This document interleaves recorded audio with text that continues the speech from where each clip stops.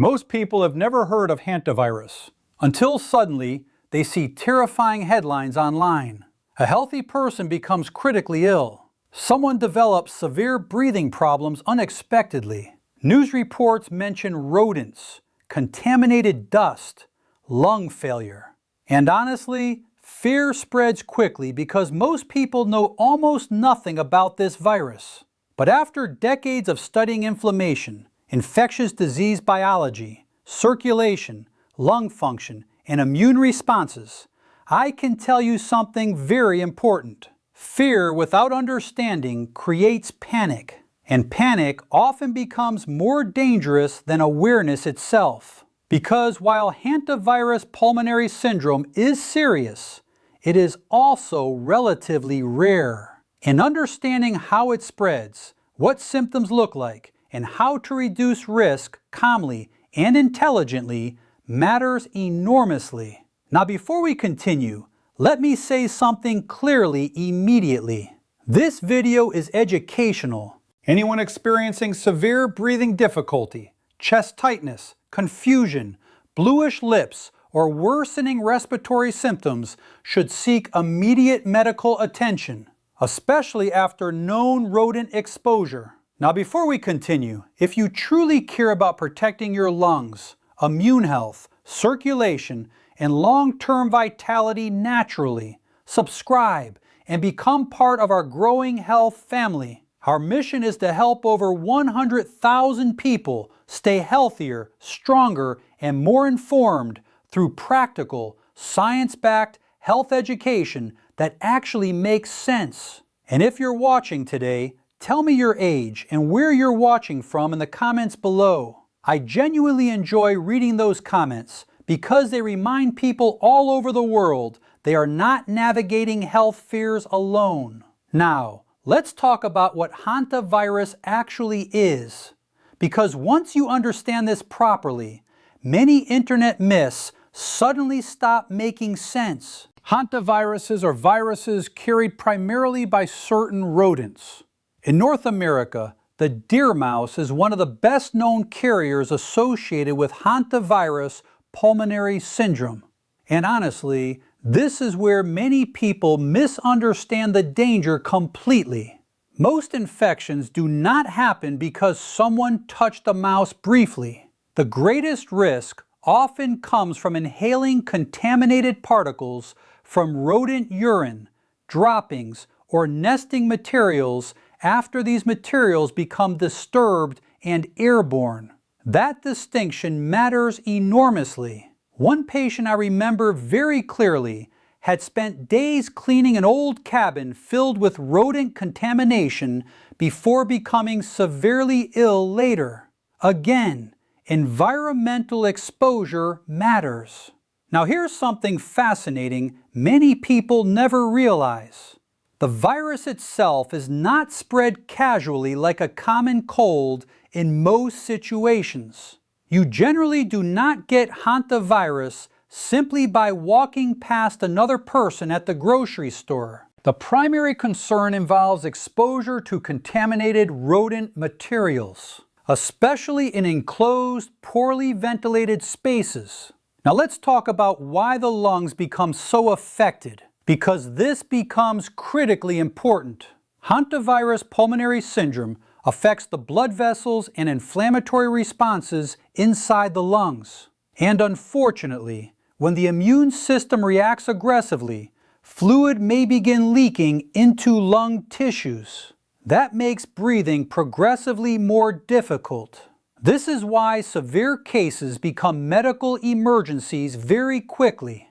Now here's something frightening. Early symptoms often resemble ordinary viral illness at first. Fever, fatigue, muscle aches, headache, nausea, body pain. This early phase sometimes creates confusion because many people initially assume they simply caught the flu. One older patient described feeling like the worst flu of my life. That description is incredibly common early on.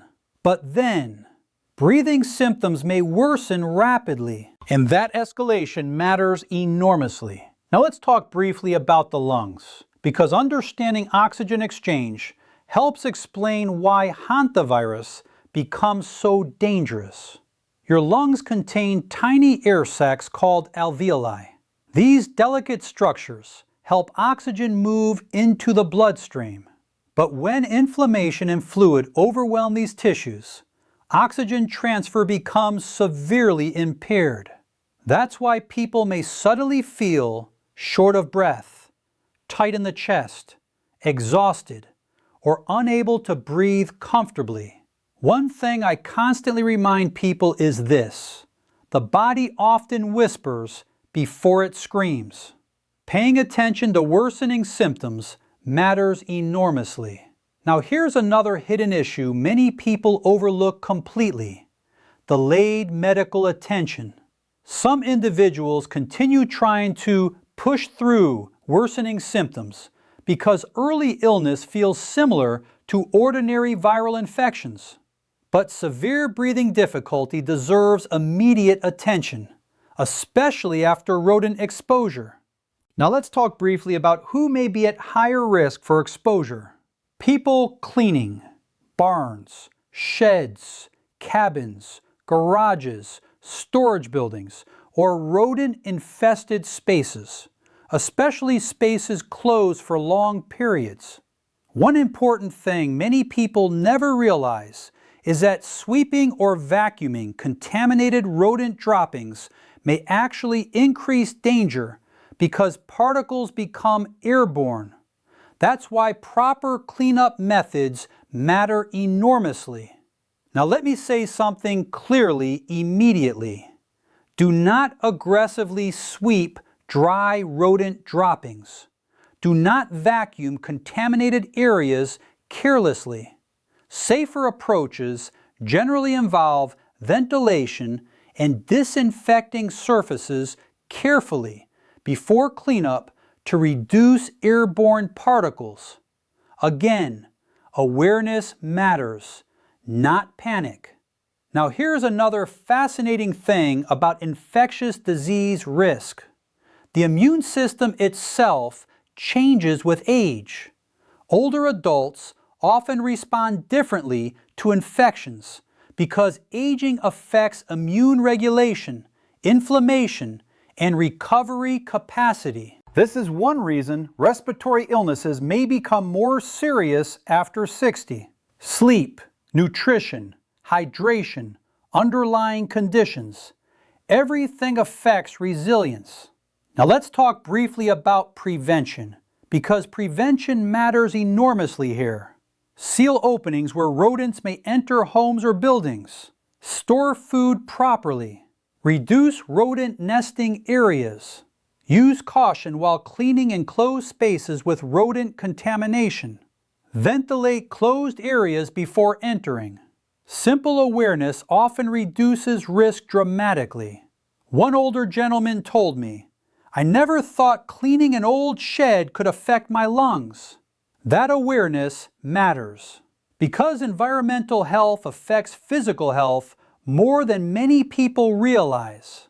Now here's another hidden issue many people overlook completely: rural exposure.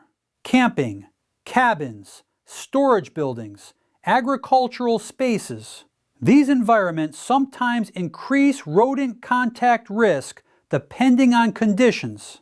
Again, not fear, awareness. Now let's talk briefly about inflammation, because severe hantavirus illness involves intense inflammatory responses inside the body. And honestly, inflammation itself becomes one of the biggest hidden dangers in many severe illnesses. When inflammation overwhelms tissues, organ function suffers, the lungs included. One thing I constantly remind older adults is this: protecting overall health matters long before infections occur. Sleep, nutrition, hydration, chronic disease management, everything influences resilience. Now here's something many people misunderstand. Hantavirus is rare, and that distinction matters enormously because internet fear often exaggerates risk dramatically. Most people will never develop Hantavirus pulmonary syndrome, but understanding risk factors and prevention still matters because severe cases can become extremely dangerous. Now let's talk briefly about symptoms again because progression matters. Early symptoms often include fever, fatigue, muscle aches, especially in large muscle groups like the back and thighs. Then gastrointestinal symptoms sometimes appear: nausea, vomiting, abdominal discomfort, and after several days, respiratory symptoms may worsen rapidly: shortness of breath, chest tightness, difficulty breathing. That progression deserves urgent medical attention. Now let me pause here because this next point matters deeply. Many people ignore symptoms because they fear overreacting, but worsening breathing symptoms are never something to casually dismiss, especially after known environmental exposure risks. Now before we continue, if this video has helped you understand hantavirus differently so far, subscribe and become part of our growing health family. Every day we're helping people around the world better understand how to protect their lungs, circulation, immune health, and long-term vitality naturally. And together, we're getting closer to helping 100,000 people make more informed health decisions calmly and intelligently. Now let's talk briefly about oxygen, because oxygen delivery becomes critically important during severe lung illness. The lungs normally transfer oxygen into the bloodstream efficiently, but fluid-filled lungs struggle dramatically. This is why severe respiratory illnesses may create exhaustion, confusion, bluish lips, and dangerous oxygen loss quickly. One patient described feeling like I couldn't catch a full breath no matter how hard I tried. That sensation deserves immediate medical attention. Now here's another fascinating thing about healthy lungs. The lungs depend heavily on circulation too. Healthy blood flow supports oxygen exchange constantly. This is why chronic smoking, inflammation, and vascular disease often worsen lung resilience over time. One thing I constantly encourage older adults to remember is this: protect your lungs before illness happens. Avoid smoking. Move your body regularly. Protect sleep. Support circulation. Everything matters.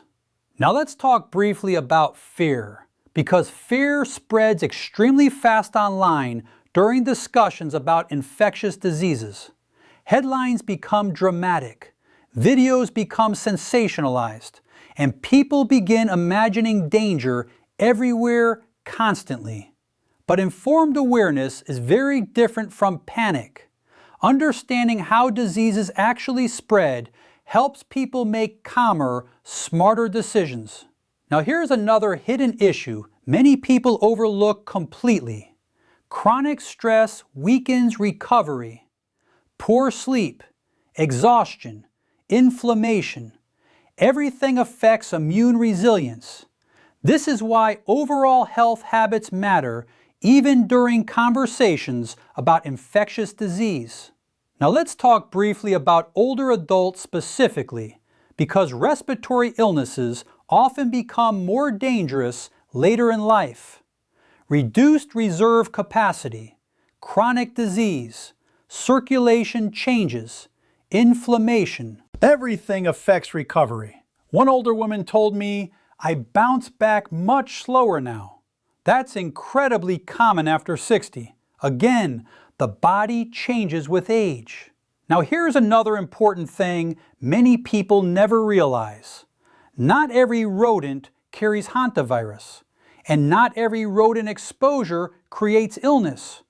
This is why panic is unnecessary, but proper cleanup and prevention still matter enormously. Now let me say something emotional that many doctors rarely discuss openly enough. One of the hardest parts of modern health information is constant fear. People wake up every day seeing terrifying headlines, new diseases, new dangers, new warnings, and eventually many people feel overwhelmed completely. But calm awareness matters more than panic. The goal is not fear. The goal is informed protection. Now let's talk briefly about healthy aging, because resilience matters enormously later in life. The healthiest older adults I've met usually protect foundational health habits consistently. Sleep, hydration, movement, nutrition, stress reduction, connection, not perfection, consistency. That's the real foundation of resilience. Now let me leave you with something important. Hantavirus pulmonary syndrome is serious, but understanding risk calmly and intelligently matters far more than panic. Protect your environment. Use caution around rodent contamination. Pay attention to worsening respiratory symptoms. Protect your lungs. Protect your sleep. Protect your overall health. And most importantly, remember that awareness saves more people than fear ever will, because your body works every second to protect you already. It deserves support now more than ever. Thank you for spending this time with me today. And if you're still watching, tell me this in the comments. Have you ever cleaned an old shed, garage, or cabin with rodent droppings before? I truly read those comments. Take care of yourself, and I'll see you in the next video.